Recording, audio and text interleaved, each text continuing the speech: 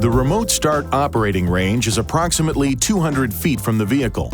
For remote start to function, the car must be in park with the ignition off and all doors must be closed and locked. The remote start function must also be enabled in the vehicle settings on the lower touchscreen display.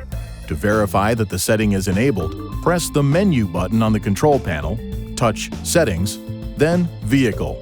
Touch Remote Engine Start to enable the feature if necessary. Laws in some communities and states may restrict or forbid the use of remote starters or require a person using remote start to have the vehicle in view. Check local regulations for any requirements.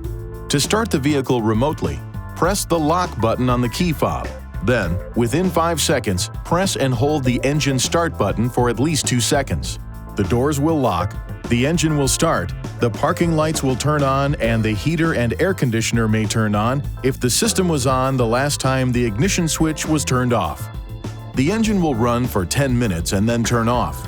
To extend the time for one additional 10-minute period, press the lock button on the key fob, then press and hold the engine start button for at least 2 seconds. Run time will be calculated as follows.